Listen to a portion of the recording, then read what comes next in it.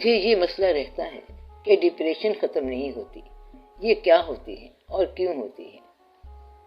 دیکھو، یہ مسئلہ پریکٹیکل ہے کہ ڈپریشن کیوں ہوتی ہے اور کیسے ہوتی ہے۔ ڈپریشن کی سادہ سی تعریف یہ ہے کہ ڈپریشن انسان کو اس وقت ہوتی ہے جب وہ چاہتا کچھ اور ہے اور اسے ملتا کچھ اور ہے، اور جو اسے ملتا ہے اس کو وہ پسند نہیں کرتا۔ تو دو چیزیں ہوتی ہیں جو ڈپریشن کا باعث بنتی ہیں، ایک تو یہ ہے کہ پسند نہ ملے، اور دوسری یہ کہ ناپسند مل جائے، یعنی وہ جو چاہا وہ نہ ملا اور جو ملا وہ پسند نہیں ہے۔ تو ڈپریشن کا معنی یہ ہے کہ یہ تقدیر، نصیب یا حاصل اور خواہش کے درمیان فاصلے کا نام ہے۔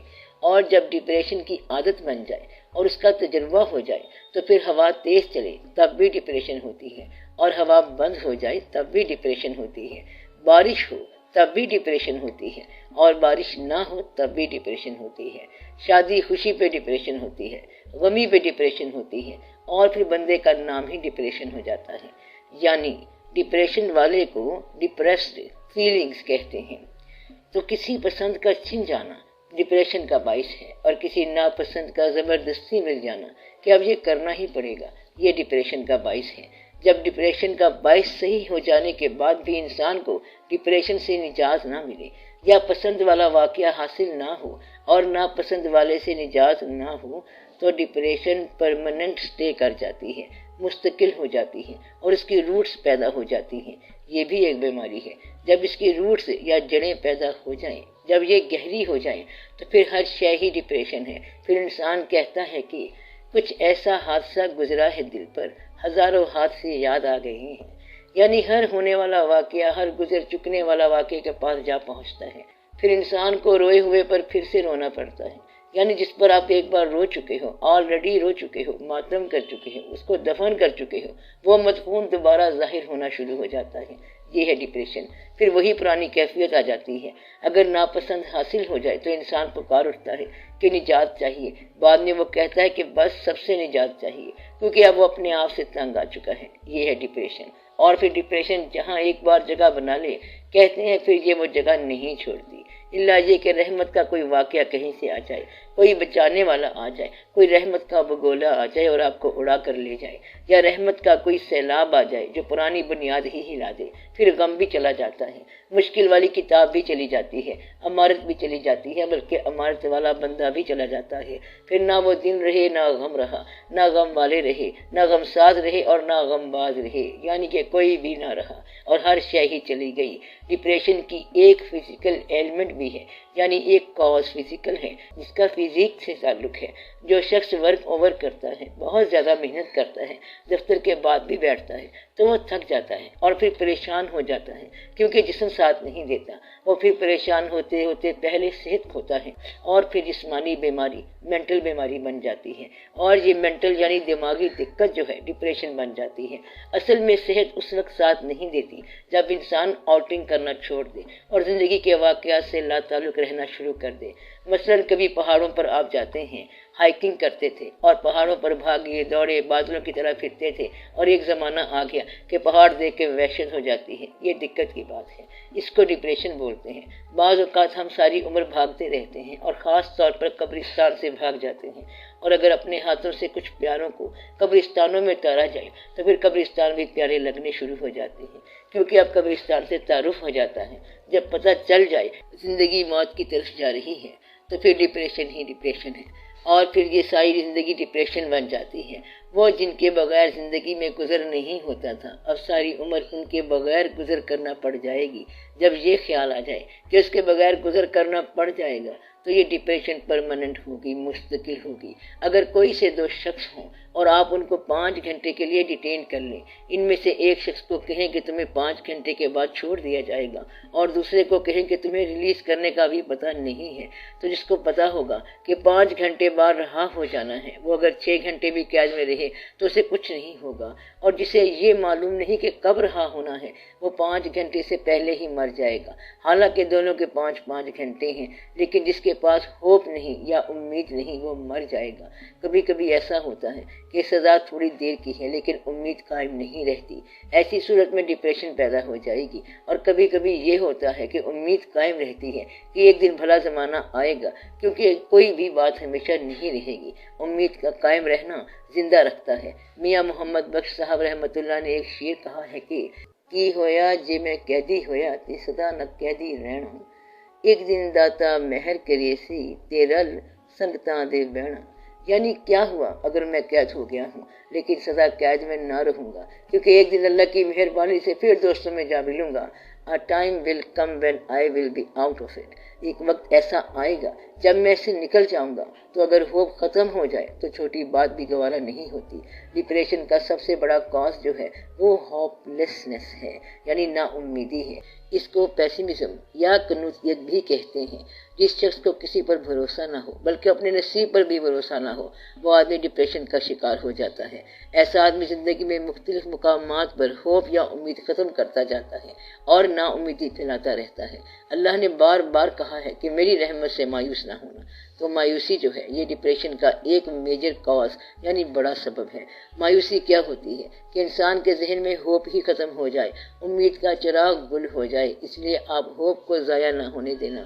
ہوپ کو واضح کرنے کے لیے بتایا گیا ہے کہ جہاں سب راستے ختم ہو جائیں وہاں سے راستہ نکلتا ہے، اور جب اندھیرا گہرا ہو جائے تو وہاں سے روشنی پیدا ہوتی ہے۔ کوئی رات دنیا میں ایسی نہیں جس کے بعد دن نہ آیا ہو۔ سر غریب تو غریب رہتا ہے، وہ کس بات کی امید رکھے؟ غریب کیا ہوتا ہے اور غریب کسے کہتے ہیں؟ پہلے اس بات پہ غور کرو۔ آپ یہ دیکھو کہ ایک آدمی کی جیب میں پیسہ ہے لیکن اس کے چہرے پہ نور ہی نہیں ہے، تو کیا وہ خوش ہوگا؟ بعض اوقات چہرے کا نور امیری ہے، بعض اوقات خیال امیری ہے، بعض اوقات پرانا دوست مل جائے تو دولت آ جاتی ہے۔ خالی پیسہ تو امیری نہیں ہے۔ امیری غریبی یہ تو نہیں ہے کہ پیسہ چلا گیا تو وہ غریب ہو گیا اور پیسہ آ گیا تو بندہ امیر ہو گیا۔ سوال یہ ہے کہ جن لوگوں کے لیے پیسہ کما رہے ہو ان کو راضی ہونا چاہیے۔ اگر بیٹا خفا ہو کے گھر سے چلا جائے اور پیسہ مل جائے تو آپ بتائیں کہ کون ہوں گے جو یہ سودا برداشت کریں گے؟ تب وہ کیا کہے گا؟ مجھے بیٹا چاہیے۔ تو دولت کس چیز کا نام ہے؟ بیٹے کا راضی رہنا، ماں باپ کا راضی رہنا، دوستوں کا دوست بنے رہنا اور صحت کا قائم رہنا۔ وہ آدمی جو غریبوں کی اصلاح کرنا چاہتا ہے وہ ہمیشہ پریشان رہتا ہے۔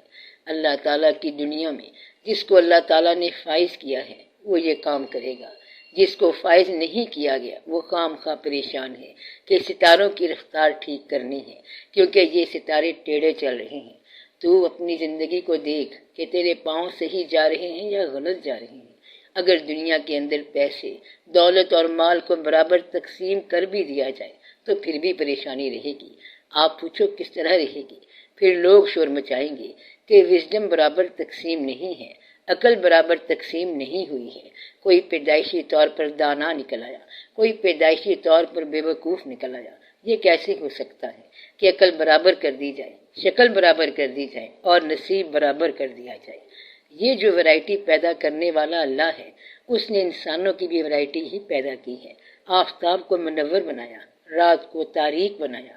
اس کے لیے رات آفتاب کا ہی ایک نام ہے، کیونکہ سورج ادھر چلا گیا تو رات بن گئی، اور پھر سورج ادھر آ گیا تو دن بن گیا۔ تو یہ سارے روپ ہیں ایک ہی ذات کے، ایک ہی جلوے کے، ایک ہی نور کے، اور سورج بھی اس کا نور ہے اور چاند بھی اس کا نور ہے۔ تو رات بھی روشنی کا ایک روپ ہے۔ اداسی بھی کسی دوست کی عطا ہے، دینے والے نے فراق بھی دیا جس نے وصال دیا تھا۔ اس کے فراق میں وصال سے زیادہ سوز ہوگا اور سوز میں زیادہ تکلیف ہوگی۔ دنیا کے جتنے اہم واقعات ہیں سارے سوز کے واقعات ہیں، جتنے بھی جدائی کے واقعات ہیں وہ فراق ہیں۔ ساری کہانیاں، سارے بڑے رائٹر اور ساری عظیم وارداتیں فراق کا بیان ہیں، وصال کی کوئی خاص بات نہیں ہے۔ آپ دنیا میں کسی گریٹ آدمی کا نام لو، حضور پاک صلی اللہ علیہ وآلہ وسلم کا نام لو، آپ کی زندگی میں فاقہ بھی رہا، اور دنیا کے دوسرے لیڈر لے لو، تقریباً سارے کے سارے غریبی اور فاقے میں سے گزرے۔ تو دولت جو ہے یہ نقصان ہی پہنچاتی ہے۔ جتنی بھی گمراہیاں اور بغاوتیں ہیں وہ ساری کی ساری دولت میں ہے۔ اور فرعون کو ہی دیکھ لو، اگر کبھی دوزخ جانے والے سے روک کے پوچھو کہ تم دنیا میں کیا کرتے رہے ہو، تو وہ کہے گا کہ وہاں میری بڑی شہرت تھی، میرے پاس بڑا مال تھا، بہت ریوڑ تھے، بہت زیورات تھے، بہت عزت تھی، بڑی بادشاہی تھی، مگر یہاں جہنم میں آ گیا ہوں۔ بات اتنی ساری ہے کہ اگر تو دنیا تک بات ہوتی تو پھر دولت بڑی چیز تھی، اور اگر دنیا کے بعد بھی کوئی واقعہ ہے تو پھر واقعہ جس نے کرنا ہے اسی سے پوچھو کہ آگے کیا ہوتا ہے۔ یہ کوئی بھی نہیں چاہے گا کہ یہاں پر دنیا میں عظمت بھی ہو، عزت بھی ہو، مال بھی ہو، شہرت بھی ہو، اور آگے جا کے عذاب میں داخل ہو جائے۔ جس کو یہ کہا جائے کہ کھا پی لو، جتنا مرضی کھا پی لو، پھر آپ کے لیے آگے سزا آنی ہے، اب وہ شخص بیچارہ کیا کھائے گا؟ جس کو یہ پتا چل جائے کہ آگے سزا ہونے کا امکان ہے اور ہر کھایا ہوا لقمہ آگے سزا کا باعث ہو سکتا ہے، اس کا کھانا مشکل ہو جائے گا۔ کسی نے ایک بکری سے پوچھا کہ تو اتنی کمزور کیوں ہے اور لاغر کیوں ہوتی جا رہی ہے؟ وہ بولی کہ بات یہ ہے کہ میں نے خواب میں ایک شیر دیکھ لیا، تب سے میری صحت خراب ہو گئی ہے۔ خواب میں جس بکری نے دیکھ لیا کہ شیر آ رہا ہے تو اس کی صحت تو ضرور خراب ہوگی۔ جس شخص نے زندگی کو رخصت ہوتے دیکھ لیا، وہ کبھی یہاں کی چیزوں کا تقاضا نہیں کرے گا۔ اگر کسی کو کہا جائے کہ پیسہ لے لو مگر آخرت خراب ہو جائے گی تو کوئی نہیں مانے گا، وہ کہے گا میری آخرت بہتر ہونی چاہیے۔ اس لیے آپ پہلے اپنی پریورٹی طے کر لیں کہ کیا چاہیے۔ آپ انسان ہو کے خدا سے اپنی باتیں منواتے رہتے ہیں، اور وہ خدا ہو کے آپ سے کوئی بات منواتا ہے تو آپ نہیں مانتے۔ وہ مالک ہے، کائنات کا خالق ہے، آپ کا بھی خالق ہے، مگر وہ جب بھی آپ کو کوئی بات کہتا ہے آپ نہیں مانتے اور چاہتے یہ ہیں کہ وہ آپ کی بات مانتا جائے۔ لیکن خدا تو خدا ہی ہے، اس لیے آپ پہلا کام یہ کرو کہ اس کی بات مانو، پھر آپ کو اپنی بات منوانے کی نوبت نہیں آئے گی۔ جب آپ راضی ہونا شروع ہو گئے تو سب کام ٹھیک ہو جائیں گے۔ راضی ہونا کیا ہوتا ہے؟ راضی ہونا یہ ہوتا ہے کہ جو تیری رضا ہے، یعنی کہ اگر اللہ نے کہا کہ واپس آ جاؤ تو ہم واپس چلے جائیں گے، اگر اللہ کہے کہ وہاں چلے جاؤ تو ہم وہاں چلے جائیں گے۔ ایسی صورت میں کیا ٹینشن ہو سکتی ہے اور ڈپریشن کیا ہو سکتی ہے؟ تو ڈپریشن کب نہیں ہوگی؟ جب اللہ کہے کہ ابھی زندہ رہو تو ہم زندہ رہیں، اور جب وہ کہے کہ اب واپس آنے کا وقت ہے تو ہم خوشی سے رخصت ہو جائیں۔ اس نے کہا کہ آج اچھا کھانا کھا لو تو ہم نے اچھا کھانا کھا لیا۔ اس نے کہا کہ آج فاقہ کر لو تو ہم نے فاقہ کر لیا۔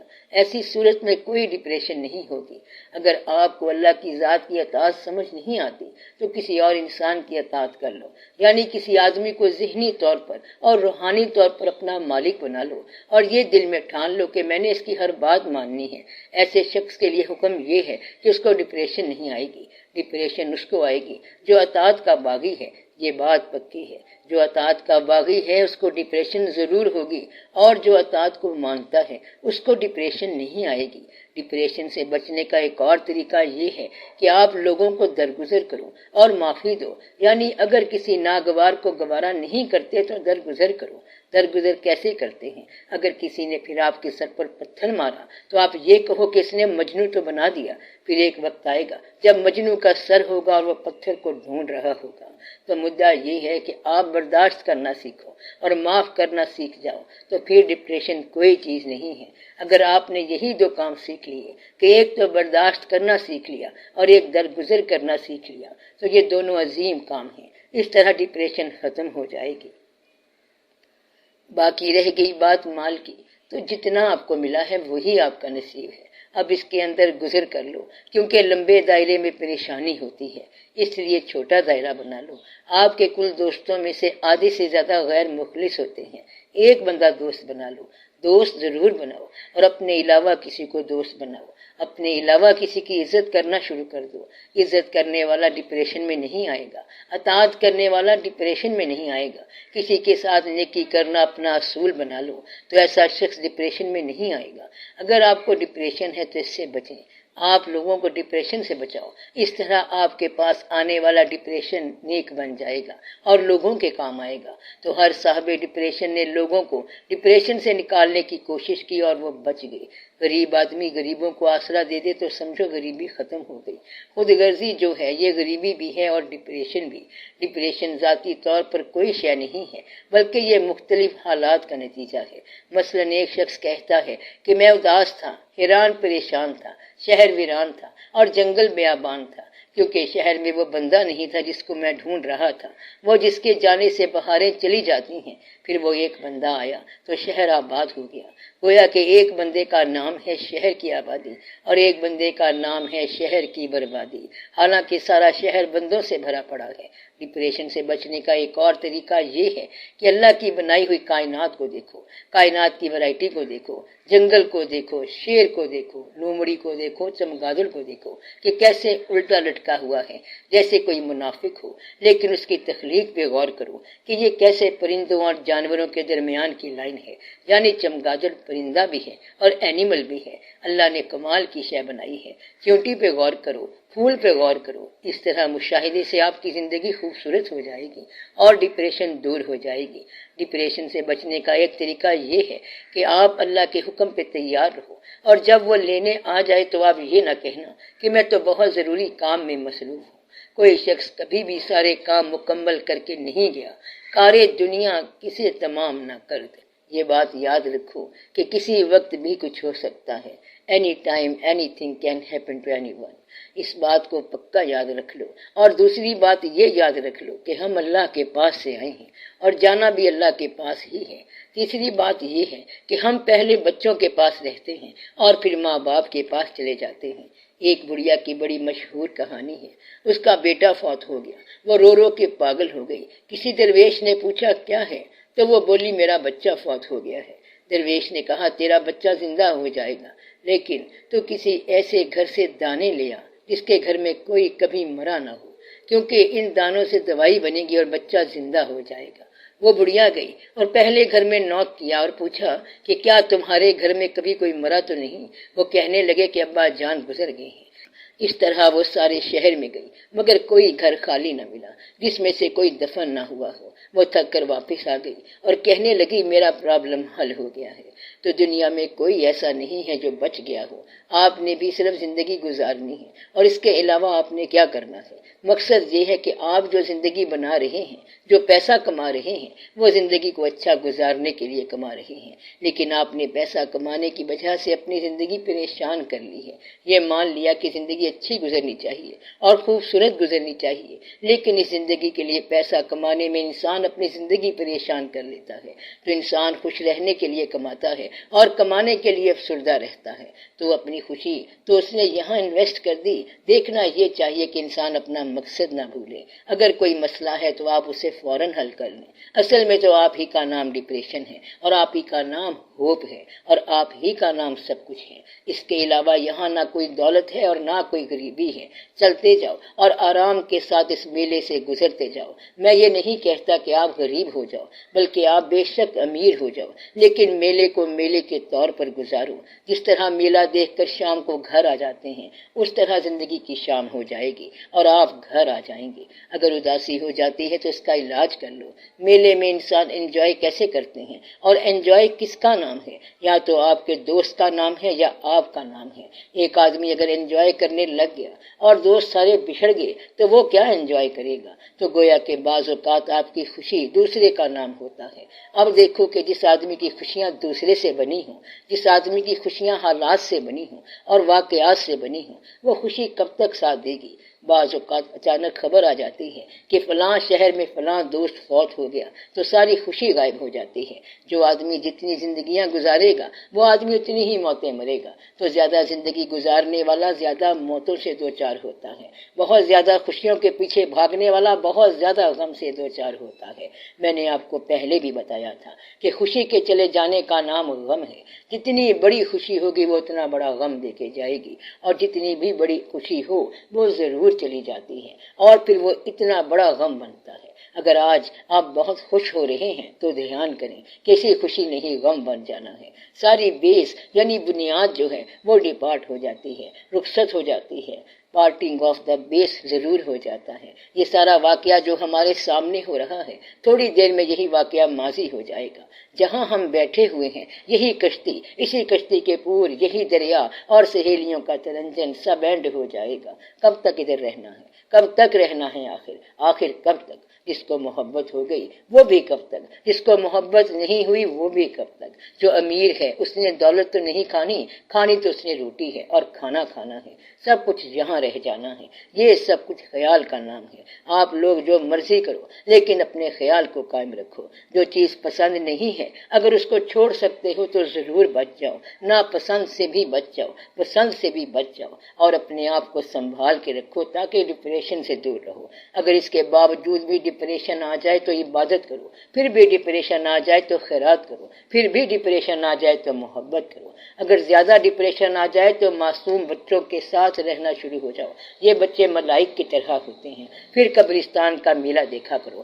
ہمارے ہاں جتنے بھی میلے ہیں وہ سارے عرس ہیں۔ شاہ حسین رحمت اللہ کا میلہ، داتا صاحب رحمت اللہ کا میلہ، اور اسی طرح سارے میلے کسی نہ کسی مزار کے عرس ہیں۔ اس میں ڈرنے یا گھبرانے کی کوئی بات نہیں۔ اگر آپ ان لوگوں سے محبت کرو جو اٹرنل ہو گئے تو پھر ڈپریشن سے بچ جاؤ گے۔ اٹرنل کیا ہوتا ہے؟ جو کہ لافانی ہو گئے، یعنی کہ داتا صاحب رحمت اللہ 8 سے 1000 سال پہلے کا واقعہ ہے۔ داتا صاحب رحمت اللہ کو تو کسی نے نہیں دیکھا، نہ ان کا آنا دیکھا اور نہ ان کا ٹھہرنا دیکھا، ہم نے تو صرف مزار کو دیکھا ہے اور اس طرح ان سے تعارف ہوا ہے اور اسے دیکھتے چلے آ رہے ہیں۔ ہر سال ہی ان کے مزار پہ پہلے سے زیادہ رونق ہوتی ہے۔ ایسے لوگوں کو ہم کہہ سکتے ہیں کہ یہ اٹرنل ہو گئے، یعنی یہ امر ہو گئے، لازوال ہو گئے۔ ایسے لوگوں سے محبت کرو تو پھر آپ لوگوں کی ڈپریشن ختم ہو جائے گی۔ اگر آپ پہاڑ سے محبت کرو کیونکہ وہ آپ کے مقابلے میں اٹرنل یعنی لافانی ہے تو اس طرح آپ کی ڈپریشن ختم ہو جائے گی۔ اگر آپ ہمیشہ رہنے والی چیز، ہمیشہ رہنے والے لوگ اور ہمیشہ رہنے والے نام کے حامل لوگوں کے قریب ہو جائیں تو ڈپریشن ختم ہو جائے گا۔ یہ تو ان لوگوں کی بات ہے جو اللہ کو مانتے ہیں اور اللہ کے مقرب بندوں کو مانتے ہیں، مگر بے شمار لوگ ایسے ہیں جو انہیں نہیں مانتے۔ ایسے بے شمار لوگ آئے اور غائب ہو گئے۔ آپ اس مقام پر خاموش رہو۔ بے شمار لوگ تو نہیں مانتے، مگر آپ جو چیز مانتے ہیں اس کو نہ ماننے والوں جیسا کیوں کر رہے ہیں؟ مثلا آپ داتا صاحب رحمت اللہ کو مانتے ہیں لیکن پریشان نہ ماننے والوں کی طرح ہیں۔ جو بندہ نہیں مانتا اور وہ ڈپریشن میں ہے تو اس کے لیے تو ہسپتال موجود ہیں، وہاں مشینیں لگی ہوئی ہیں جو بتا دیں گی کہ اس کے اندر کیا ہے۔ ہر بیماری کا اسپیشلسٹ ہے اور پھر اس کا علاج ہے۔ ایلوپیتھی بھی ہے اور ہومیوپیتھی بھی ہے، مگر ماننے والے کے لیے تو اللہ کا فضل ہونا چاہیے۔ آپ اپنے اندر ماننے کی خواہش پیدا کرو، اس طرح انسان ڈپریشن سے بچ جاتا ہے اور اس کی ٹینشن دور ہو جاتی ہے۔ اگر آپ کسی آدمی سے محبت کرو یا کسی کی اطاعت کرو تو ڈپریشن ختم ہو جاتی ہے۔ یہاں سے نکلنے کی خواہش ہونی چاہیے۔ اگر یہاں پر ٹھہرنے کی خواہش پیدا ہو گئی تو ڈپریشن ضرور ہوگا۔ اپنے آپ کو نظر لگنے سے بچاؤ، خیرات کر کے بچاؤ، اپنے آپ سے نکل جاؤ اور اللہ کی طرف بھاگ جاؤ۔ ایک چھوٹا سا کام کر لو، صبح سورج نکلنے سے پہلے سورج کی طرف منہ کر کے تھوڑی سی سیر کر لو تو ڈپریشن ختم ہو جائے گی۔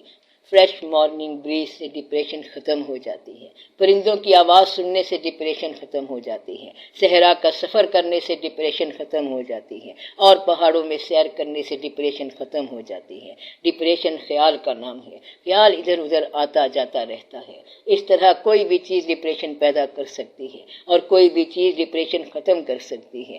آپ خیال کو نجات کی طرف لے آؤ، اپنے آپ کو بچاؤ اور بچا کے چلتے جاؤ اور گھر پہنچ کر خدا کا شکر ادا کیا کرو کہ اتنے خراب حالات میں سے آج پھر ہم بچ گئے۔ اس طرح ڈپریشن سے بچنا چاہیے۔ اللہ کا حکم ہے کہ ایسے حالات میں صدقہ کیا جائے اور قربانی کی جائے۔ قربانی کرنے سے ڈپریشن ختم ہو جائے گی۔ رات کو جاگنا شروع کر دو اور دن کو سونا شروع کر دو تو ڈپریشن ختم ہو جائے گی۔ اگر یہ فیصلہ کر لیا جائے کہ ہم آج سے غریب رہنا پسند کریں گے تو ڈپریشن ختم ہو جائے گی۔ دوسروں کے گھروں میں رکھے ہوئے سامان پر کیوں بحث کرتے ہو؟ کسی کے گھر کے دروازے کے آگے کیوں بحث کرتے ہو؟ مالک کو حق ہے کہ وہ جیسے چاہے اپنی ملکیت کو استعمال کرے۔ دنیا کے اس کارخانے کا مالک کون ہے؟ اگر آپ اس کارخانے کے مالک ہیں تو پھر اسے ٹھیک کیوں نہیں کرتے؟ نہیں تو مالک سے جھگڑا کر لو۔ اگر جھگڑا نہیں کر سکتے تو خاموش ہو جاؤ۔ لوگوں کو غریبی پر اور حالات پر اکساتے رہنا غلط بات ہے۔ مالک جانے اور اس کی مخلوق جانے، آپ اپنی زندگی آپ نبھاؤ۔ یہ باتیں تب کی جاتی ہیں جب انسان رحمت سے مایوس ہوتا ہے۔ اللہ اللہ تعالیٰ کی رحمت سے مایوس نہ ہونا اور نہ رحمت سے مایوس کرنا، یہ شیطانی کام ہے۔ لوگوں کو اچھی بات بتاؤ، ان کی امیدیں قائم رکھو، ان کے ایمان قائم رکھو، ان کے لیے دقت نہ پیدا کرو، ان کے لیے ٹینشن نہ پیدا کرو۔ اگر ایسا کر کے آپ جھوٹے لوگوں میں شہرت چاہتے ہیں تو آپ بھی جھوٹے ہو جائیں گے۔ شہرت کی خواہش کو نکال دو، یہ خواہش نکالنے سے آپ بچ جائیں گے۔ آپ خود جانتے ہیں کہ جو مشہور آدمی ہیں، مثلاً حکمران، تو آپ کے دل میں ان کی عزت نہیں ہے، پھر آپ کیوں مشہور ہونا چاہتے ہیں؟ اس لیے آپ شہرت سے توبہ کر لو، نیم، فیم اور مال سے تھوڑا سا گریز کرو، اس طرح ڈپریشن سے بچ جاؤ گے۔ آپ پیسہ کماؤ اور جمع کرو، مگر پیسہ نہ آئے تو پریشان تو نہ ہونا۔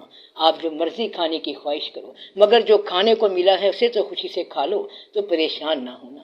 یہ نہ ہو کہ کسی آئیڈیل مستقبل کے نام پر یہ حال ہی ہاتھ سے نکل جائے، آج کا دن بھی ضائع ہو جائے، اور یہ جو موجودہ زندگی ہے یہ بھی پچھلے غم گن گن کے ضائع ہو جائے۔ اس طرح تو یہ زندگی غم بن جائے گی اور آپ نئی زندگی بھی حاصل کرنے کے قابل نہ ہوں گے۔ یہ تو بڑا عذاب ہے۔ پچھلا زمانہ تو واپس نہیں آئے گا، اور آنے والے وقت کے لیے آپ تیاری نہیں کر رہے، پھر پتہ نہیں آپ کے لیے کون سا زمانہ آئے گا۔ آپ بس راضی رہو اور تیار رہو، کوئی زمانہ ایسا نہیں جو ٹل نہ جائے، اور کیا پتہ کب کیسا وقت آ جائے۔ صرف اللہ تعالیٰ غیب کا علم رکھتا ہے، تو کیا اس کے علاوہ بھی کوئی جان سکتا ہے؟ ایسے میں ہم کیا کریں؟ یہ بڑی خاص بات ہے۔ ایک شخص کچھ جانتا ہو تو دوسرے نہ جاننے والے شخص کے لیے وہ چیز غیب ہوگی۔ غیب کی بات آپ کو تب بتائی جاتی ہے when you think you are not seen by Allah، یعنی جب آپ سمجھتے ہیں کہ اللہ آپ کو نہیں دیکھ رہا، مگر یہ جان لو کہ وہ دیکھ رہا ہے۔ وہ تب بھی جانتا ہے جب آپ اس سے چھپ کے اور غائب ہو کے کام کرتے ہو۔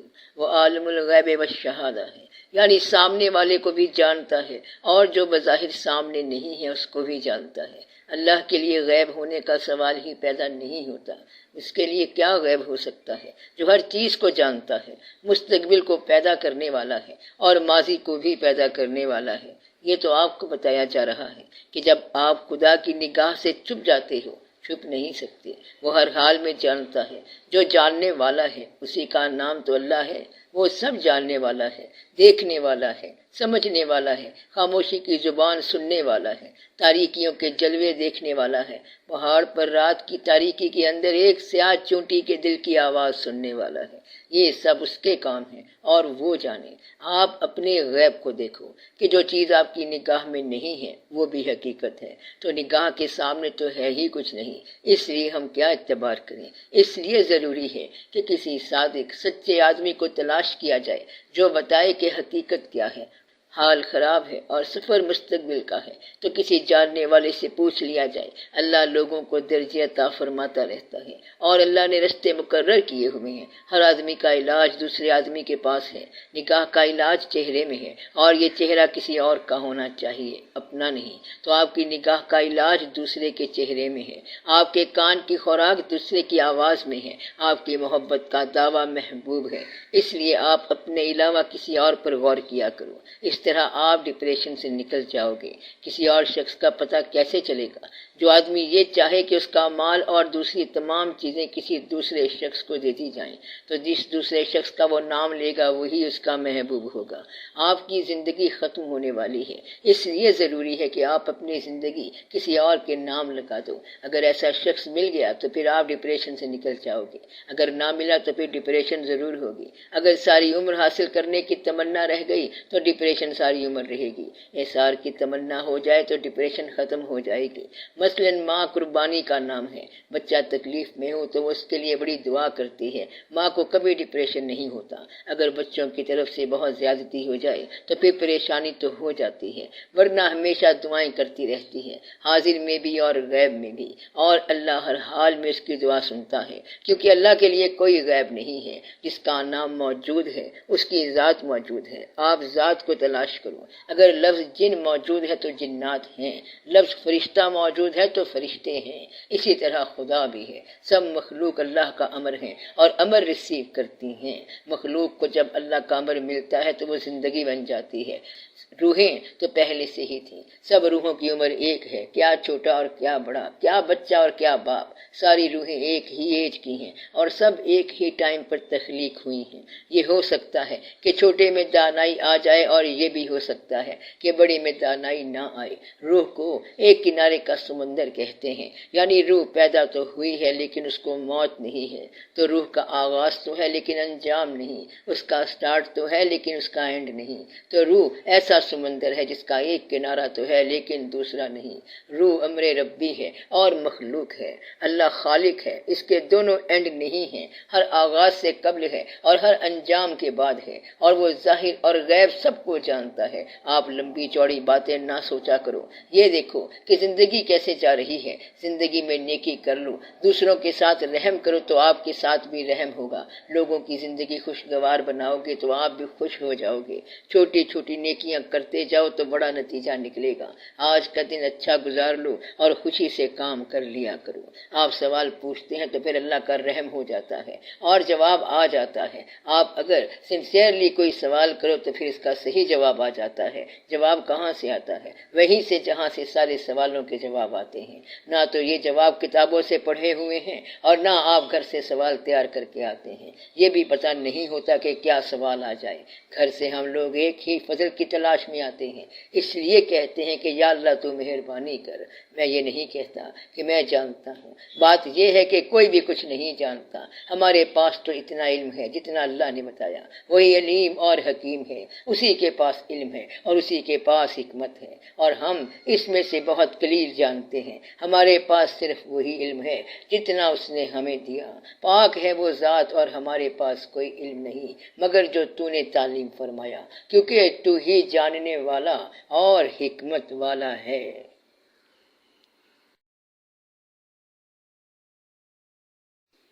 جو بندہ خود ڈپریشن میں ہو وہ دوسروں کی ڈپریشن کیسے دور کر سکتا ہے؟ آپ دوسرے شخص کو کمپنی دو، اس کو اپنا ساتھ دو۔ مثلاً آپ کو کوئی شادی کارڈ دیتا ہے تو آپ ضرور جائیں۔ جس دن اس نے کارڈ دیے تھے تو سارے آدمی خوش نہیں تھے مگر وہ فنکشن میں شریک ہوتے ہیں۔ تو عام طور پر جو لوگ آپ کے فنکشن میں آتے ہیں وہ فنکشن میں آنے کے قابل نہیں ہوتے مگر خوشی میں شامل ہونا ان کا کام تھا۔ آپ بھی لوگوں کی خوشی میں شریک ہو جائیں، اس طرح ان کی ڈپریشن دور ہو جائے گی۔ اگر کوئی ڈپریشن میں ہے اور اس کا پرانا ساتھی آ جائے تو ڈپریشن کم ہو جاتی ہے۔ اگر آپ ڈپریشن میں جا رہے ہوں اور کوئی پرانا فیوریٹ گانا سنائی دے تو ڈپریشن کم ہو جائے گی۔ کوئی پرانا منظر نگاہوں میں آ جائے تو ڈپریشن کم ہو جائے گی۔ اس لیے زندگی میں کسی کو فائدہ پہنچاؤ تو اس کی دعا سے ڈپریشن کم ہو جائے گی۔ ڈپریشن کو تحفظ نہ دو بلکہ اس کو ختم کرنے کے لیے سٹرگل کرو۔ اگر آپ تنہائی میں کمرے میں چلے جائیں تو ڈپریشن ڈاؤن ہو جائے گی۔ اللہ کے حضور سجدہ کرو اور دعا کرو کہ یا اللہ تو ہی طوفان سے نجات دینے والا، تو ہی مچھلی کے پیٹ سے نکالنے والا ہے، تو ہی یوسف علیہ السلام کو کنویں سے نکالنے والا ہے، تو ہی قیدیوں کو آزاد کرتا ہے، تو ہی پوری کائنات کا مالک ہے۔ تو مجھے اس مصیبت سے نجات دے جو مجھ پر میری وجہ سے آئی ہے، آمین یا رب العالمین۔ تو اس طرح کا والہانہ سجدہ ضرور کیا کرو، وہی ایک آخری سہارا ہے، باقی سب سہارے جھوٹے ہیں اور ساری وفائیں بے وفا ہو جاتی ہیں۔ دنیا والے تو جھکے ہوئے سر کو بھی نہیں مانتے اور ڈپریشن دیتے رہتے ہیں۔ انسان کے وجود کو کوئی قبول نہیں کرتا۔ وہ ایسا مالک ہے کہ جس نے انسان کو تنہائی میں بھی کبھی نہیں چھوڑا اور پریشان شخص کی بات بڑی سنتا ہے۔ اس طرح آپ کو اللہ تعالیٰ اپنی کمپنی دے گا اور آپ کی ڈپریشن دور ہو جائے گی۔ اس لیے آپ تنہائی کے سجدے میں وفاداری اور تابع داری سے یہ دعا مانگو کہ یا اللہ، اے آگ کو گلزار بنانے والے اس ڈپریشن کی آگ سے مجھے بچا۔ اے پانیوں میں راستے بنا دینے والے مجھے اس عذاب سے اور اس سیلاب سے بچا۔ ڈپریشن ایک ایسا سیلاب ہے جو غرق کر دیتا ہے اور ایک ایسا ریگستان ہے جو جلا دیتا ہے۔ انسان کبھی صحرا میں چلتا ہے اور کبھی دریا میں ڈوبتا ہے، دونوں صورتوں میں ڈپریشن ہے۔ دوست دھوکہ دے جائے تب بھی ڈپریشن ہے۔ اس لیے آپ تلاوت کرنا شروع کر دو تو ڈپریشن ختم ہو جائے گی۔ درود شریف پڑھنا شروع کر دو تو ڈپریشن ختم ہو جائے گی۔ اللہ کے آگے سرنڈر کر دو تو ڈپریشن ختم ہو جائے گی۔ یہ جو قرآن مجید میں روحوں کے نازل ہونے کا ذکر ہے، وہ کیا روحیں ہیں؟ یہ وہ روحیں ہیں جو بشارت لانے والی ہیں، یہ وہ روحیں ہیں جو انعام لانے والی ہیں، یہ وہ روحیں ہیں جو انکریجمنٹ لانے والی ہیں، اور یہ کج مردہ کو خوبصورت بنانے والی روحیں ہیں۔ یہ اور ہی روحیں ہیں، یہ بندے، یہ روحیں انسان کے لیے انعام لاتی ہیں۔ مثلا آپ روح کی ایک قسم دیکھیں کہ ایک شخص کو غصہ آ گیا اور وہ بندہ آپے سے باہر ہو گیا۔ اب یہ بندہ نارمل نہیں ہو سکتا، وہ اپنا بھی نقصان کر رہا ہے اور دوسرے کا بھی نقصان کر رہا ہے۔ یہ غصہ جن کی ایک شکل ہے، جن کا ایک نام غصہ بھی ہے۔ وحشت بھی ایک جن ہے کہ کوئی چیز آپ پر حاوی ہو جائے اور آپ حلال و حرام کی تمیز نہ کر سکیں تو یہ بربادی ہے۔ اور اگر اوبیڈینس پیدا ہو جائے، حسن پیدا ہو جائے اور اطاعت پیدا ہو جائے تو یہ فرشتے جیسی روح ہے۔ اگر انسان بے ضرر ہو جائے تو یہ فرشتہ ہے۔ ایسے انسان میں نہ خواہش رہتی ہے اور نہ بغاوت رہتی ہے۔ ایسا انسان فرشتے کا امام ہے۔ ہر آدمی کے ساتھ شیطان ہے، جن ہے اور 2 فرشتے ہیں۔ یہ خیال ازل سے ہی چلا ہوا ہے۔ کبھی آپ نے محسوس کیا ہوگا کہ بیٹھے بیٹھے نیکی کی خواہش پیدا ہو جاتی ہے اور بیٹھے بیٹھے بدی کی خواہش پیدا ہو جاتی ہے۔ ایسے حالات آتے رہتے ہیں۔ یہ خیال ازل سے چلے ہوئے ہیں، بلکہ کاروان خیال چلا ہوا ہے۔ جس نے انسان کو پیدا کیا اسی نے خیال کو پیدا کیا، اور آپ کے لیے خیال کا حصہ بھی زندگی کی طرح مقرر ہو گیا۔ خیال ایک پرندے کی طرح چلتا چلتا آپ کے اوپر بیٹھ گیا، آپ کے دل پر بیٹھ گیا، آپ کے قلب میں بیٹھ گیا، اور آپ کو خیال آنا شروع ہو گئے۔ اس طرح یہ خیال شروع ہو جاتے ہیں۔ اب یہ اللہ کی مہربانی ہوتی ہے کہ بعض اوقات آپ یہاں اکیلے بیٹھے ہوتے ہیں اور آپ کو خیال آ جاتا ہے۔ اس خیال کے ماتحت آپ نے کوئی عمل کر دیا، یعنی عبادت کر لی، تو آپ پر رکت طاری ہو گئی۔ ایسا ممکن ہے کہ آپ کے خاندان کے کسی بزرگ نے آپ کو یہ خیال بھیجا ہو۔ ایسا ہو سکتا ہے کہ آپ کے دین کے کسی بزرگ محترم نے آپ کو یہ خیال بھیجا ہو۔ ایسا کہتے ہیں اور صحیح کہتے ہیں کہ بعض اوقات ہندو نعت کہہ رہا ہوتا ہے، اور یہ عین ممکن ہے کہ اس پر حضور پاک صلی اللہ علیہ وآلہ وسلم کا کرم ہو گیا ہو۔ کوئی شخص نعت اپنے پاس سے نہیں کہہ سکتا جب تک نعت کہلوانے والا نہ کہلوائے۔ یہ جو آستانے ہیں، یہ خیال بھیجنے کے ٹیلی گراف آفس ہیں، اور وہ ہر وقت خیال بھیجتے رہتے ہیں۔ ہر وقت ٹرانسمیشن ہو رہی ہے۔ کبھی آپ ان کے پاس جائیں تو عین ممکن ہے کہ وہ آپ کے خیال کی لائن ملا دیں۔ اس طرح بندہ گمراہ نہیں ہوتا بلکہ بچ جاتا ہے۔ ہو سکتا ہے کہ وہ آپ کو کسی بڑی کمپنی میں رجسٹر کر دیں۔ بڑی کمپنی جو ہے، اس میں گزرے ہوئے سارے لوگ ہیں اور اس میں ہی سارا کچھ ہے۔ قبرستان میں یہ ہوتا ہے، مزاروں پر یہ ہوتا ہے، خانقاہوں میں یہ ہوتا ہے، اور بعض کامل پیروں کے پاس جانے سے یہ ہوتا ہے۔ پھر آپ کو بتایا جاتا ہے کہ حقیقت کیا ہے۔ اصل میں یہاں سارے بے وفا ہیں اور سب دھوکہ دینے والے ہیں۔ ایسا معلوم ہوتا ہے کہ آپ کے گھر آنے والے بھی آپ کے گھر کے دشمن نکلے۔ جو محافظ ہوتے ہیں وہی لوٹ لیتے ہیں، یعنی کہ باڑ کھیتی کھا گئی۔ باڑ کھیتی کھا گئی کا مطلب یہ ہے کہ محافظ نے گھر کو کھا لیا، یعنی جس پر بھروسہ کیا تھا وہی تباہ کر گیا۔ میں نے پھولوں کے خواب دیکھے تھے، میرا کانٹوں سے بھر گیا دامن۔ میں نے جینے کی آرزو کی تھی، مجھ کو پہنایا زندگی نے کفن۔ اور یہ کہ میں نے پھولوں کے ہار ڈھونڈے تھے تو کہ آہن بنا دیے کس نے۔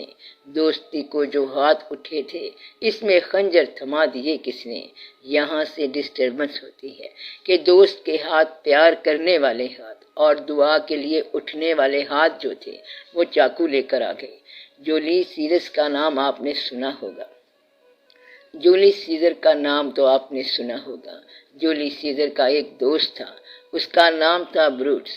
سیزر بادشاہ کے خلاف جب سازش ہوئی تو اس کے دوست نے کہا کہ وہ اتنا بڑا بادشاہ ہے کہ ہمارا نام ہی مٹا دے گا، اس لیے اس کو ختم کر دو۔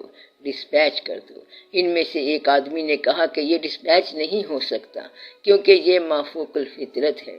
تو اس کے دوست نے کہا کہ ہے تو بڑا بادشاہ، لیکن یہ مافوق الفطرت نہیں ہے کیونکہ اس کو ایک دفعہ بیماری ہوئی تھی اور مرگی کا دورہ پڑا تھا۔ پھر جب سازش ہوئی تو سب لوگوں نے اس پر حملہ کیا، اس وقت اس کے دوست نے بھی اس کو مارا۔ کہتے ہیں دوست کو اس طرح دیکھ کر سیزر چاقو لگنے سے پہلے مر گیا، اور اس نے کہا ایون یو بروٹس، یعنی بروٹس تم بھی، یعنی اگر مجھے سارے مارتے تو دکھ نہیں تھا، مگر وہ جو اعتماد والا تھا اس نے بھی چاقو اٹھا لیا۔ ایسی حالت میں جینا بیکار ہے۔ تو یہ عام طور پر زندگی میں ہوتا رہتا ہے کہ اپنے پرائے بن جاتے ہیں۔ محبوب اگر خنجر اٹھا لے تو پھر کیا علاج ہے؟ تو آپ پر اللہ تعالیٰ فضل کرے اور اللہ تعالیٰ کے فضل پہ اعتماد رکھا کرو، تاکہ کوئی اعتبار والا اور اعتماد والا دھوکہ نہ دے، اور آپ بھی کسی کے ساتھ دھوکہ نہ کرنا، تاکہ لوگ ٹینشن میں نہ آ جائیں۔ اللہ تعالیٰ آپ لوگوں کو دھوکے سے بچائے، اپنے فضل میں رکھے اور اپنا سہارا قائم رکھے، امید قائم رکھے اور سجدہ کرنے کی صلاحیت قائم رکھے، آمین۔ جس کی پیشانی میں سجدے کی خواہش ہے وہ شخص پریشان نہیں ہوتا۔ اگر پریشانی آئے تو سجدہ کر لو، پھر پریشانی ختم ہو جائے گی۔ سجدے کے معنی ہیں ایبسولوٹ سرنڈر، یعنی خود کو مکمل طور پر اس کے سپرد کر دینا اور اس کے حوالے کر دینا۔ جن کیا ہوتا ہے؟ اور کچھ لوگ کہتے ہیں کہ جنات کا کوئی وجود نہیں۔ لوگ یہ بھی کہتے ہیں کہ کوئی طاقت والا یا ایکشن والا انسان جن کہلاتا ہے۔ کوئی مشین جو بڑا کام کرتی ہو جن ہی ہے، مثلا چھپائی والی مشین۔ اصل میں جن جو ہے وہ اللہ تعالیٰ کی بنائی ہوئی مخلوق کا نام ہے، مگر قرآن مجید میں ہے کہ من الجنۃ والناس، وہ انسانوں میں سے ہے یا جنوں میں سے ہے۔ تو یہ بات واضح ہے کہ جن جو ہے وہ انسان کے علاوہ کوئی مخلوق ہے۔ پھر اللہ نے یہ فرمایا کہ وَكَانَ مِنَ الْجِنِّ، اور وہ جنوں میں سے تھا۔ تو جن ایک مخلوق ہے۔ پھر اللہ نے فرمایا یا معاشر الجن والانس ان استطعتم ان تنفذوا من اقطار السماوات والارض فانفذوا الا تنفذون الا بسلطان۔ اے جنوں کی مخلوق اور انسانوں کی مخلوق، اگر طاقت ہے تو آسمان اور زمین سے نکل جاؤ، اور تم نہیں نکل سکو گے جب تک میں نہ اجازت دوں۔ تو ثابت یہ ہوا کہ جن ایک مخلوق ہے۔ سر کبھی کبھی بغیر کسی وجہ کے خوف کا احساس ہوتا ہے، تو وہ کیا ہوتا ہے؟ خوف دو کیفیات پیدا کرتا ہے، ایک تو یہ بگاڑ پیدا کرتا ہے اور ایک اطاعت پیدا کرتا ہے۔ اگر کسی بزرگ ہستی کی طرف سے دیا ہوا خوف ہے تو پھر اس سے آپ میں اطاعت پیدا ہو جائے گی۔ دوسرے خوف کا تعلق آنے والے زمانے سے ہوتا ہے۔ خوف کا ہیلدی ایفیکٹ یہ ہے کہ وہ آپ کو باغی ہونے سے بچائے گا۔ جس شخص کو خوف آ گیا وہ باغی نہیں ہوگا۔ خوف کسی بد اعمالی کی سزا بھی ہے۔ جن لوگوں پر اللہ تعالیٰ کا فضل ہو جاتا ہے تو پھر وہ کہتے ہیں لا خوف علیہم ولا هم یحزنون۔ اللہ دو کاموں سے بندوں کو بچاتا ہے کہ آنے والے واقعات کا اندیشہ کوئی نہیں رہتا اور گزرے ہوئے کا ڈر کوئی نہیں ہوتا ہے، کیونکہ گزرے ہوئے پر انہوں نے توبہ کر لی اور اللہ کے حوالے کر دیا کہ جو ہوگا بہتر ہوگا۔ اس لیے یہ ان کے شان میں بیان ہے کہ لا خوف علیہم ولا هم یحزنون، یعنی انہیں نہ آنے والی چیز کا ڈر ہے اور نہ ہی گزرے ہوئے زمانے کا ڈر ہے، کیونکہ وہ جانتے ہیں کہ اب جو ہو گیا ہے وہ گرفت میں نہیں آئے گا، کیونکہ ہم نے توبہ کر لی ہے، اور جو آنے والا ہے اس کو ہم نے اللہ پر چھوڑ دیا ہے کہ جو آئے گا انشاءاللہ تعالی بہتر ہی آئے گا۔ بندہ بہتر ہو جائے تو واقعات بہتر ہو جاتے ہیں اور حالات بہتر ہو جاتے ہیں۔ بندہ اگر بد ہے تو بادشاہ بن کر بھی بد رہے گا۔ کتنے ہی بادشاہ ہیں جن کو آپ برا کہتے ہیں۔ آدھا ملک بادشاہ کو ہمیشہ ہی برا کہتا ہے، تو مطلب یہ ہوا کہ دنیاوی عزت کوئی شے نہیں ہے۔ اللہ تعالیٰ مہربانی کرے تو عزت بنتی ہے۔ مثلا قائد اعظم کو عزت ملی اور بڑی عزت ملی، اس کے بعد کسی کو بھی عزت نہیں ملی۔ اب اللہ اپنا فضل کرے، آمین۔ سر جو لوگ مر جاتے ہیں جب ہم ان کو یاد کرتے ہیں تو کیا وہ ہمارے خیال سے آگاہ ہوتے ہیں؟ آپ اس وقت تک ان کو یاد نہیں کر سکتے جب تک وہ خود نہ چاہیں۔ جس کو آپ یاد کر رہے ہوں تو اصل میں وہ آپ کو یاد کر رہا ہوتا ہے۔ مثلاً آپ یہاں کسی دوست کو یاد کر رہے ہوں تو وہ وہاں آپ کو یاد کر رہا ہوتا ہے۔ اگر آپ درود شریف پڑھیں تو وہ وہاں پہنچ جاتا ہے۔ تو روحوں کے اس دنیا کے ساتھ تعلق کا اتنا بین ثبوت ہے کہ ہماری یہ ساری دنیا ماضی کا ریکارڈ ہے۔ آپ کے پاس ماضی کے علاوہ ہے ہی کچھ نہیں۔ آپ کا کلمہ ماضی کا ہے۔ آپ کی جتنی دعائیں ہیں ساری ماضی کے لوگوں کے لیے ہیں۔ آپ کا سارا علم ماضی کا ہے۔ آپ جس کی تاریخ پڑھتے ہو اسے قریب سے تو نہیں دیکھا۔ یہ سارا ریکارڈ ہے ماضی کا۔ لکھنے والے کا اپنی تحریر کے ساتھ تعلق ہوتا ہے۔ اگر آپ یا علی علیہ السلام کہتے جائیں تو آپ خود دیکھیں کہ یہ کیسے ہو سکتا ہے کہ آپ کو 1400 سال بعد یا علی علیہ السلام یاد رہ جائیں۔ تو ثابت یہ ہوا کہ اگر وہ آپ کو یاد ہیں تو آپ انہیں یاد ہیں، اور آپ انہیں پکار رہے ہیں تو وہ بھی آپ کو یاد کر رہے ہیں۔ تو آپ جس کو پکارتے ہو وہ پکارنے کی اجازت دیتا ہے، جس کو وہ اختیار نہ دے وہ پکارتا نہیں ہے۔ اس لیے سارے لوگ یا علی علیہ السلام نہیں پکارتے۔ سارے لوگ داتا دربار جا کر داتا صاحب رحمت اللہ کو نہیں پکارتے، اور وہاں جانے کے باوجود نہیں پکارتے۔ صحیح جاننے والے کو صحیح علم ملتا ہے، تو جن کو یاد کریں ان کو علم ہوتا ہے کہ آپ انہیں یاد کر رہے ہیں، اور وہ آ کر اپنی یاد آپ ہی جگاتے ہیں۔ ورنہ زندگی میں ماں باپ زندہ ہوتے ہیں اور انسان یاد نہیں کرتا، اور پھر گزرے ہوں کو یاد کرتا رہتا ہے۔ یہ تقرب جب بھی ملے اچھی بات ہے، بلکہ آپ یہ بات یاد رکھنا کہ گزری ہوئی تاریخ جس وقت آپ کے علم میں آ رہی ہوتی ہے تو اصل میں وہ اسی وقت گزر رہی ہے۔ مثلاً کربلا ایک ایسا واقعہ ہے جو گزر گیا ہے، اور اگر آپ نے اب پڑھا ہے تو یہ آپ پر اب گزر رہا ہے۔ پانی پت کی لڑائی جو ہے اگر آج پڑھیں تو یہ آج ہو رہی ہے۔ واقعہ تب ہوتا ہے جب آپ کو علم ہوتا ہے۔ خدا کے سامنے جب آپ کا سجدہ ہوتا ہے تب آپ کو علم ہوتا ہے۔ آپ کے آگے پیچھے بھی خدا ہے، لیکن آپ کا اصل تعلق سجدے کے ساتھ ہے۔ آپ سادگی اختیار کرو، خوش رہا کرو، کامیاب رہو۔ جس کو ٹھیک کر سکتے ہو ٹھیک کر لو، جس چیز کو ٹھیک نہیں کر سکتے اس پہ راضی ہو جاؤ، اس سے گزارا کر لو۔ یہ 4 دن کا میلہ ہے، اسے دیکھتے جاؤ۔ سر ہم چاہتے ہیں کہ ترقی بھی کریں۔ اللہ کی ذات اپنی ذات میں ہمیشہ سے مکمل تھی، لیکن اس نے یہ سوچا کہ اظہار ذات کے لیے یہ ضروری ہے کہ انسان کو پیدا کیا جائے۔ اب آپ اس سے ہیں اور وہ آپ سے ہے، مگر آپ کے دنیا میں آنے سے سارا سسٹم ہی غلط ہو گیا۔ غلطی اس طرح ہو گئی کہ ہمارا ریفرنس خدا ہونا چاہیے، مگر آپ کا ریفرنس ہے دنیا کی ترقی۔ آپ یہ ریفرنس نکال دو، پھر آپ کو آسانی ہو جائے گی۔ دقت اس لیے ہو گئی ہے کہ ریفرنس آپ کے پاس کافروں کے ہیں اور مزاج آپ مسلمانوں کا چاہتے ہو۔ اس لیے سچ کہتے ہیں کہ آپ زندگی فرعون کی چاہتے ہیں اور عاقبت موسیٰ علیہ السلام کی چاہتے ہیں۔ آپ اچھا وقت گزارو، بچے راضی رہیں اور ماں باپ سلامت رہیں۔ سلامتی یہی ہے کہ آپ کو وہ یاد رہیں اور آپ اللہ تعالیٰ کا سجدہ کرتے جاؤ۔ بس یہ کامیابی ہے اور ترقی ہے۔ سر ترقی کے لیے دعا بھی ہو سکتی ہے، لیکن ترقی حاصل کیسے کریں؟ دعا کا کچھ نہ کچھ تو اثر ہوگا۔ آپ ترقی کے لیے ضرور کوشش کرو اور حاصل کرو، مگر یہ دیکھو کہ انگریز خدا کو نہ مان کر بھی ترقی کر رہا ہے، آپ کیوں نہیں کر سکتے؟ جو ترقی آپ نہیں کر سکتے وہ ترقی آپ کے لیے نہیں ہے۔ پہلے آپ اپنی جنس کو پہچانو۔ اگر دعا پر اتنا ہی یقین ہے تو پھر بیٹھ کر دعا کرو کہ یا اللہ ہمیں ایسی زندگی دے جس پر ہم راضی رہیں اور تو بھی راضی رہے۔ لیکن آپ ہر وقت فنانشل بہبود کے مسئلے سے بچو۔ اگر بیویاں مال کی نمائش پر لگ جائیں تو شوہر مجبور ہو کر ناجائز مال لانے کو تیار ہو جائے گا۔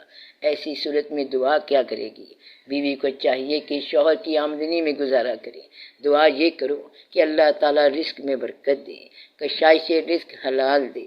اللہ تعالیٰ بغیر حساب کے رزق دیتا ہے۔ ہم دعا کرتے ہیں کہ اللہ تعالیٰ آپ کے حالات بہتر کرے۔ سر ایسا کیوں ہوتا ہے کہ ہم محنت اور کوشش کرتے رہتے ہیں لیکن ہماری محنتوں کا اس طرح انصاف نہیں ملتا؟ ایک بات یہ دیکھو کہ دنیا کے اندر انصاف کی دعا ذرا مشکل ہی ہے۔ سرمد کو ایگزیکیوٹ کر دیا گیا اس لیے کہ اس کو کہا گیا کہ کلمہ پڑھو تو اس نے کہا لا الہ الا اللہ۔ اسے کہا گیا کہ پورا کلمہ پڑھو تو اس نے پورا کلمہ نہیں پڑھا، یعنی محمد رسول اللہ صلی اللہ علیہ وآلہ وسلم نہیں پڑھا۔ جب اس کی گردن کو کاٹا گیا تو خون کے قطرے سے آواز آئی محمد رسول اللہ۔ گردن کٹنے کے بعد اس مجذوب نے یعنی سرمد نے اپنا کٹا ہوا سر اپنے ہاتھ میں پکڑ لیا اور کٹے ہوئے سر کے ساتھ دہلی کی جامع مسجد کی سیڑھیوں پر چڑھ گیا اور آواز بلند کرنے لگا کہ انصاف، انصاف، مجھے کس جرم کی سزا ملی ہے، میرا سر کیوں کاٹا گیا ہے؟ ان کے ایک مرشد تھے جو ہرے بھرے نام سے مشہور تھے اور دہلی کی جامع مسجد کے سامنے ان کا مزار ہے۔ انہوں نے اس کو ڈانٹا کہ تو جو انصاف مانگ رہا ہے اس کے لیے اللہ نے ایک دن مقرر کر رکھا ہے اور اسے یوم انصاف کہتے ہیں۔ وہ انصاف جو سچ اور جھوٹ کو دودھ پانی کر دے یہاں کیسے مانگ رہے ہو؟ تو یہ انصاف یہاں کیسے مانگے گا؟ دھوکے کے گھر میں انصاف کیسے مانگے گا؟ یہ گھر ہی اور ہے، یہ وقت ہی اور ہے، یہ قصہ ہی اور ہے۔ ادھر تو عزت عام طور پر اسے ملے گی جو اندر سے ذلیل ہوگا، یہاں وہ انصاف نہیں ملے گا کہ دودھ اور پانی الگ ہو جائے، وہ انصاف یہاں کبھی نہیں ہوگا۔ یہاں پر تو دودھ میں پانی کی ملاوٹ ہوگی، چور پیدا ہوگا اور چوری کرے گا، دوست دھوکہ دے گا، اعتماد کو ٹھیس لگائی جائے گی، بچے باغی ہوں گے اور ایسے واقعات ہوتے ہی رہیں گے۔ جوں جوں وقت گزرتا جا رہا ہے تو اس سے بھی برا زمانہ آئے گا۔ ایک زمانہ آئے گا کہ بچوں میں دانائی پیدا ہو جائے گی اور ماں باپ حیران ہو جائیں گے۔ یہ وقت قریب آ گیا ہے کہ ماں باپ اپنے بچوں کی دانائی دیکھ کر حیران رہ جائیں گے اور بچے ایسا سوال کر دیں گے کہ والدین کو دن کے وقت تارے نظر آ جائیں گے اور حیران پریشان ہو جائیں گے۔ تو یہ وقت ہے دعا کا۔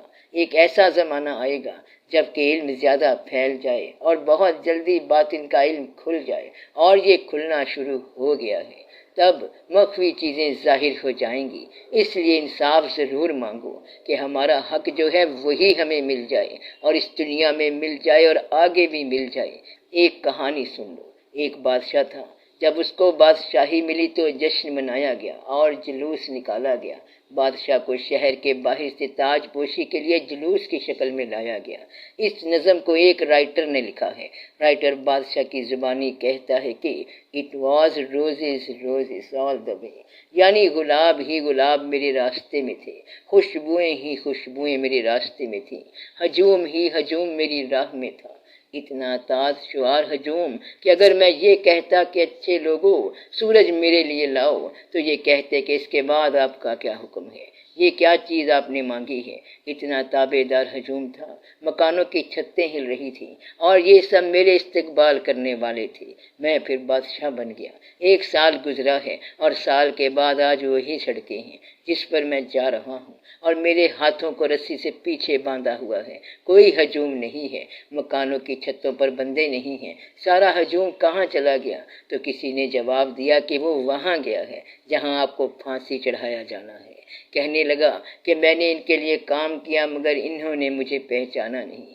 اس نظم کا آخری شعر ہے Thus I entered, thus I go. The people dropped down dead, paid by the moral. To me God is my reward, and I am safe and so. یعنی یوں میں آیا اور یوں میں جا رہا ہوں۔ بڑے بڑے لوگ بھی تو مر جاتے ہیں، کچھ کو دنیا میں ہی انعام مل جاتا ہے، مگر میرا انعام خدا کے پاس ہے اور میں محفوظ ہوں۔ تو وہ کہتا ہے کہ میں اس لیے محفوظ ہو گیا کیونکہ میرا انعام اس کے پاس ہے۔ تو یہاں جس کو انعام مل گیا تو یہ ٹھیک ہے، اور جو محروم ہے وہ اپنا انعام لینے کے لیے آگے جا رہا ہے۔ تو اس طرح آپ لوگ سیف ہو سکتے ہیں۔ کہیں کمی و بیشی ہو گئی تو دعا کرو کہ یا اللہ اس دنیاوی کمی کو میرے دینی مرتبے میں لگا دے، یہ انویسٹمنٹ ہے اور آگے جا کر آپ کو انعام مل جائے گا۔ اللہ آپ کو یہاں کی حالت قبول کرنے کی توفیق دے دے۔ آپ مت گھبرایا کرو اور سب کے لیے دعا کرو۔ رمضان شریف آ رہا ہے، رمضان شریف میں ایک عبادت جو ہے کئی عبادتوں کا ثواب دیتی ہے، اور ایک توبہ کئی توبہ کا کام کرتی ہے۔ آپ کو پھر ایک بار کہتا ہوں کہ اپنے دشمنوں کو معاف کر دو اور سب کو معاف کر دو، سب کے لیے رحم کی دعا کرو۔ اللہ تعالیٰ آپ کو بخش دے، اللہ تعالیٰ آپ کو انعامات دے اور آپ میں راضی رہنے کی توفیق پیدا کرے۔ اچھے وقت کا انتظار کرو اور یہ کبھی نہ چھوڑنا، کیونکہ جہاں راستے بند ہوتے ہیں وہاں سے راستہ پیدا ہوتا ہے۔ جہاں دیوار آ کر کھڑی ہو گئی انشاءاللہ تعالیٰ وہاں سے راستہ ملے گا۔ کوئی رات ایسی نہیں جس کے بعد دن نہ آیا ہو۔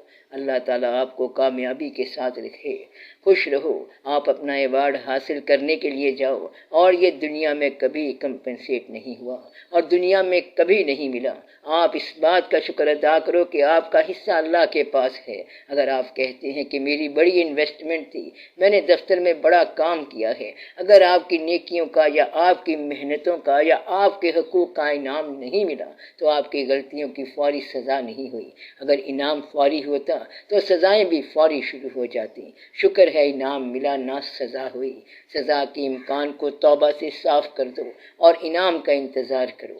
اگر یہ کہیں کہ یا اللہ توبہ، تو ہمیں سزا نہیں ہوگی اور انعام بھی ملے گا۔ یا اللہ مہربانی فرما، یا اللہ ہم نے اپنا انعام ضرور لینا ہے۔ اللہ تعالیٰ اچھے زمانے نصیب فرمائے۔ آمین یا رب العالمین۔ آپ ایسی زندگی گزاریں کہ لوگ آپ کو مبارکیں ہی دیتے رہیں۔ آمین یا رب العالمین۔ سر جو لوگ مر جاتے ہیں جب ہم ان کو یاد کرتے ہیں تو کیا وہ ہمارے خیال سے آگاہ ہوتے ہیں؟ آپ اس وقت تک ان کو یاد نہیں کر سکتے جب تک وہ خود نہ چاہیں۔ جس کو آپ یاد کر رہے ہوں تو اصل میں وہ آپ کو یاد کر رہا ہوتا ہے۔ مثلاً آپ یہاں کسی دوست کو یاد کر رہے ہوں تو وہ وہاں آپ کو یاد کر رہا ہوتا ہے۔ اگر آپ درود شریف پڑھیں تو وہ وہاں پہنچ جاتا ہے۔ تو روحوں کے اس دنیا کے ساتھ تعلق کا اتنا بین ثبوت ہے کہ ہماری یہ ساری دنیا ماضی کا ریکارڈ ہے۔ آپ کے پاس ماضی کے علاوہ ہے ہی کچھ نہیں۔ آپ کا کلمہ ماضی کا ہے۔ آپ کی جتنی دعائیں ہیں ساری ماضی کے لوگوں کے لیے ہیں۔ آپ کا سارا علم ماضی کا ہے۔ آپ جس کی تاریخ پڑھتے ہو اسے قریب سے تو نہیں دیکھا۔ یہ سارا ریکارڈ ہے ماضی کا۔ لکھنے والے کا اپنی تحریر کے ساتھ تعلق ہوتا ہے۔ اگر آپ یا علی علیہ السلام کہتے جائیں تو آپ خود دیکھیں کہ یہ کیسے ہو سکتا ہے کہ آپ کو 1400 سال بعد یا علی علیہ السلام یاد رہ جائیں۔ تو ثابت یہ ہوا کہ اگر وہ آپ کو یاد ہیں تو آپ انہیں یاد ہیں، اور آپ انہیں پکار رہے ہیں تو وہ بھی آپ کو یاد کر رہے ہیں۔ تو آپ جس کو پکارتے ہو وہ پکارنے کی اجازت دیتا ہے، جس کو وہ اختیار نہ دے وہ پکارتا نہیں ہے۔ اس لیے سارے لوگ یا علی علیہ السلام نہیں پکارتے۔ سارے لوگ داتا دربار جا کر داتا صاحب رحمت اللہ کو نہیں پکارتے، اور وہاں جانے کے باوجود نہیں پکارتے۔ صحیح جاننے والے کو صحیح علم ملتا ہے، تو جن کو یاد کریں ان کو علم ہوتا ہے کہ آپ انہیں یاد کر رہے ہیں، اور وہ آ کر اپنی یاد آپ ہی جگاتے ہیں۔ ورنہ زندگی میں ماں باپ زندہ ہوتے ہیں اور انسان یاد نہیں کرتا، اور پھر گزرے ہوئوں کو یاد کرتا رہتا ہے۔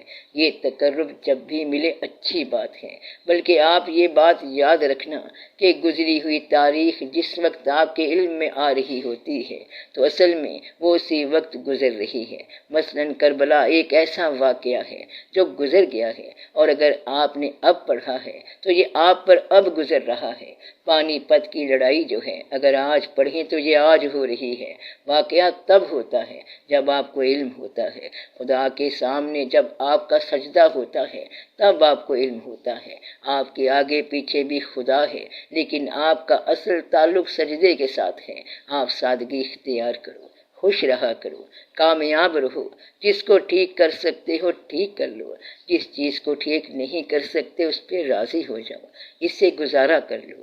یہ 4 دن کا میلہ ہے، اسے دیکھتے جاؤ۔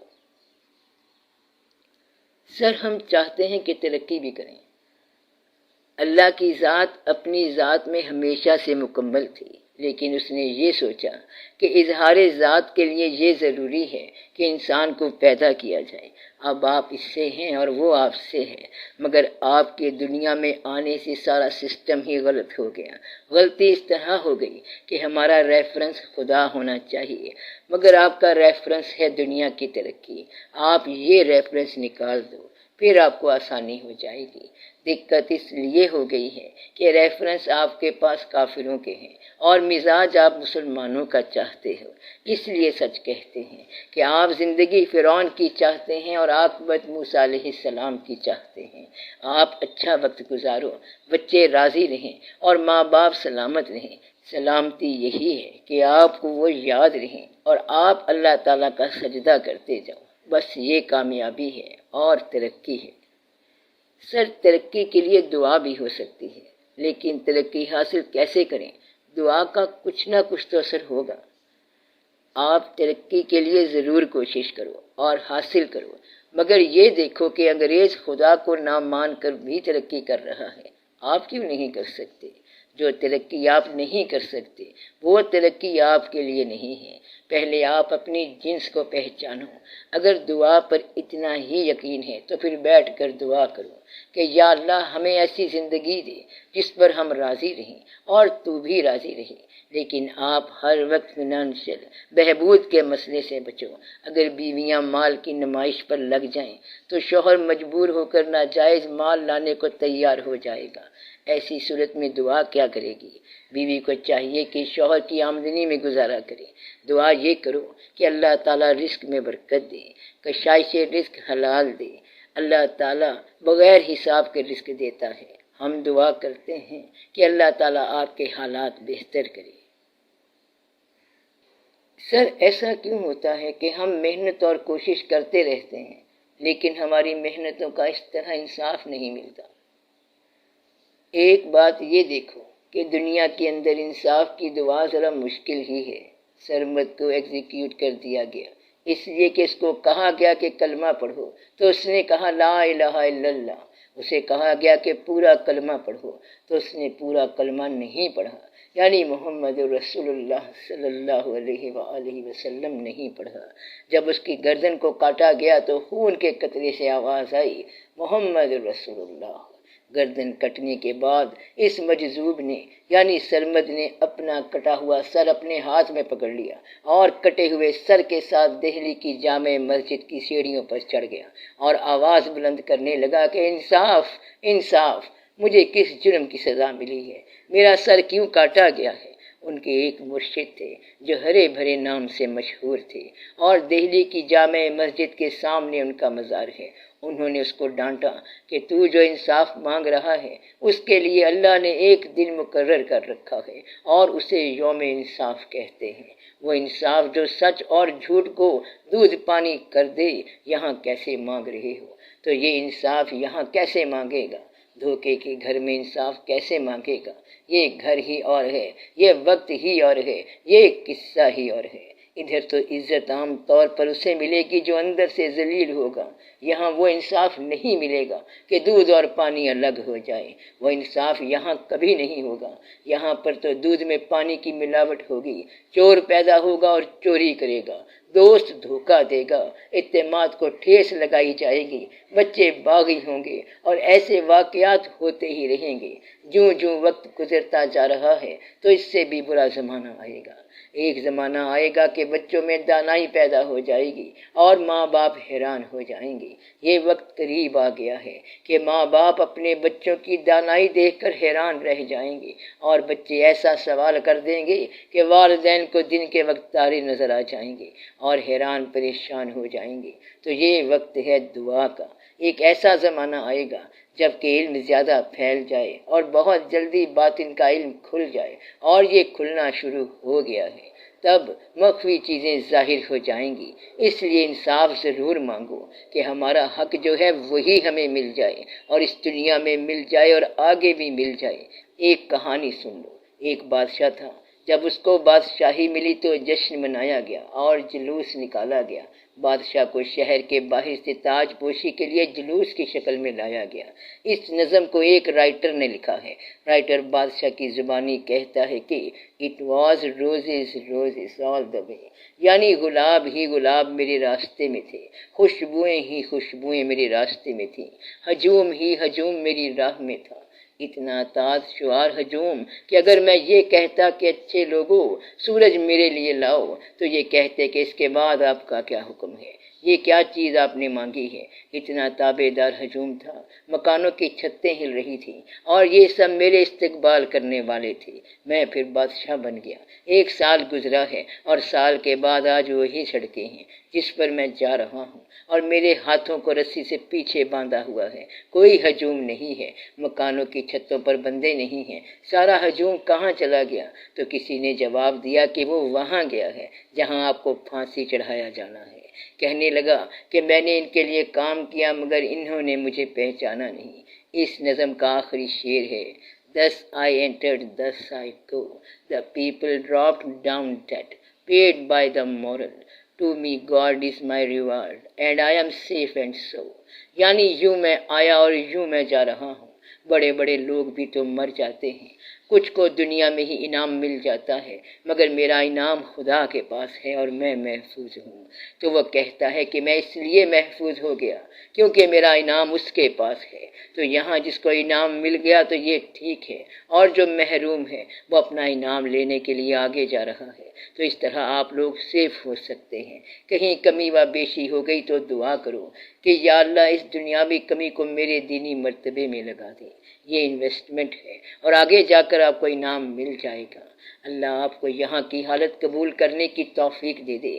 آپ مت گھبرایا کرو اور سب کے لیے دعا کرو۔ رمضان شریف آ رہا ہے۔ رمضان شریف میں ایک عبادت جو ہے کئی عبادتوں کا ثواب دیتی ہے اور ایک توبہ کئی توبہ کا کام کرتی ہے۔ آپ کو پھر ایک بار کہتا ہوں کہ اپنے دشمنوں کو معاف کر دو اور سب کو معاف کر دو۔ سب کے لیے رحم کی دعا کرو۔ اللہ تعالیٰ آپ کو بخش دے، اللہ تعالیٰ آپ کو انعامات دے اور آپ میں راضی رہنے کی توفیق پیدا کرے۔ اچھے وقت کا انتظار کرو اور یہ کبھی نہ چھوڑنا، کیونکہ جہاں راستے بند ہوتے ہیں وہاں سے راستہ پیدا ہوتا ہے۔ جہاں دیوار آ کر کھڑی ہو گئی انشاءاللہ تعالیٰ وہاں سے راستہ ملے گا۔ کوئی رات ایسی نہیں جس کے بعد دن نہ آیا ہو۔ اللہ تعالیٰ آپ کو کامیابی کے ساتھ رکھے۔ خوش رہو۔ آپ اپنا ایوارڈ حاصل کرنے کے لیے جاؤ اور یہ دنیا میں کبھی کمپنسیٹ نہیں ہوا اور دنیا میں کبھی نہیں ملا۔ آپ اس بات کا شکر ادا کرو کہ آپ کا حصہ اللہ کے پاس ہے۔ اگر آپ کہتے ہیں کہ میری بڑی انویسٹمنٹ تھی، میں نے دفتر میں بڑا کام کیا ہے، اگر آپ کی نیکیوں کا یا آپ کی محنتوں کا یا آپ کے حقوق کا انعام نہیں ملا تو آپ کی غلطیوں کی فوری سزا نہیں ہوئی۔